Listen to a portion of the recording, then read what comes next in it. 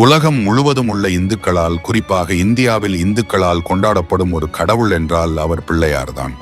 இந்து மதத்தில் ஒவ்வொரு கடவுளை வழிபடவும் ஒரு விதிமுறையும் கட்டுப்பாடும் இருக்கும்.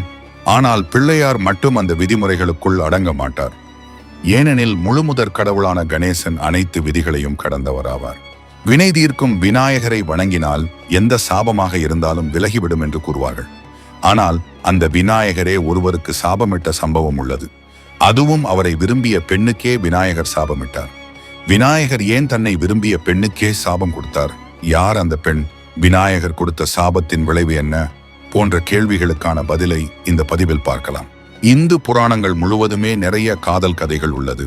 சிவன் பார்வதி, விஷ்ணு லக்ஷ்மி, ராமன் சீதை, முருகன் வள்ளி என பெரும்பாலான கடவுள்கள் காதலித்தனர். எப்படி வெற்றிகரமான காதல்களாக இவை இருக்கிறதோ அதே போல தோல்வி அடைந்த காதல்களும் இருக்கிறது. அதில் குறிப்பிடத்தக்க ஒன்றுதான் விநாயகரை விரும்பிய துளசியின் காதல் கதை. துளசி மரணத்தின் கடவுளான யமதர்மனின் மகள் ஆவார். அவர் தன் இளம் வயதில் விஷ்ணுவின் தீவிர பக்தையாக இருந்தார். அவர் தினமும் கங்கை நதிக்கரையில் உள்ள விஷ்ணுவின் கோவிலுக்கு சென்று நதியில் நீராடிவிட்டு விஷ்ணுவை வழிபடுவதை வழக்கமாக கொண்டிருந்தார். இவ்வாறு தினமும் செய்து கொண்டிருந்த போது ஒரு நாள் கங்கையின் மறுகரையில் ஒருவர் தியானத்தில் அமர்ந்து இருப்பதை பார்த்தார். அவரின் தேஜஸை கண்டு மயங்கிய துளசி அவர் மேல் காதலில் விழுந்தார். அந்த தியானத்தில் இருந்தவர் வேறு யாருமல்ல, விநாயகர்தான். தியானத்தின் போது அவர் எழுப்பிய ஒலி அவரின் வசீகரத்தை மேலும் அதிகரித்தது. இதனால் அவரிடம் சென்று தன் காதலை வெளிப்படுத்த எண்ணினார். அதனை நிறைவேற்றவும் செய்தார். உடனடியாக பிள்ளையாரிடம் சென்று தன்னை மணந்து கொள்ளும்படி கேட்டார்.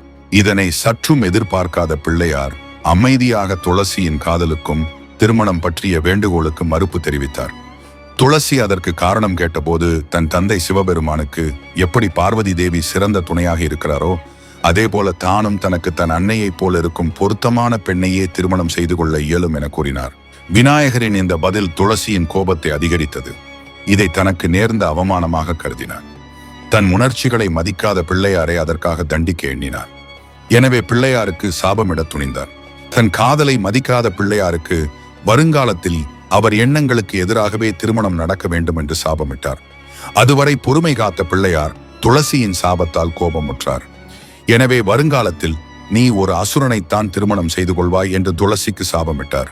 விநாயகர் அளித்த சாபத்தின் விபரீதத்தை உணர்ந்த துளசி தான் செய்த தவறை உணர்ந்தார். உடனடியாக தன் தவறை உணர்ந்த துளசி விநாயகரிடம் மன்னிக்கும்படி கெஞ்சினார். துளசி கண்ணீர் விட்டு கெஞ்சுவதை பார்த்த விநாயகர் மனமிறங்கினார். தான் அளித்த சாபத்தையே ஆசீர்வாதமாக மாற்றினார். அதன்படி விஷ்ணுவின் அருளால் புனிதமான துளசி செடியாக மறுபிறப்பு எடுப்பாய் எனவும் விஷ்ணுவை உன்னை கொண்டு பூஜிப்பார்கள் எனவும் கூறினார். ஆனாலும் நீ என்னிடமிருந்து எப்போதும் விலகிதான் இருப்பாய், என்னை உன்னை கொண்டு பூஜிக்க கூடாது என்று கூறினார். விநாயகர் கொடுத்த சாபம் பலித்தது. அதன்படி துளசி அரக்கர்களின் மன்னனான ஜலந்தரனையே மணக்க நேரிட்டது. அரக்கனான அவன் செய்த தவறுகளுக்காக பின்னாளில் அவன் சிவபெருமானால் வதைக்கப்பட்டான். அதன்பின் தானும் இறந்த துளசி விநாயகர் கூறியது போலவே புனிதமான துளசி செடியாக பிறந்தார். இந்த பதிவு உங்களுக்கு பிடித்து இருந்தால் சேனலை சப்ஸ்கிரைப் செய்யவும்.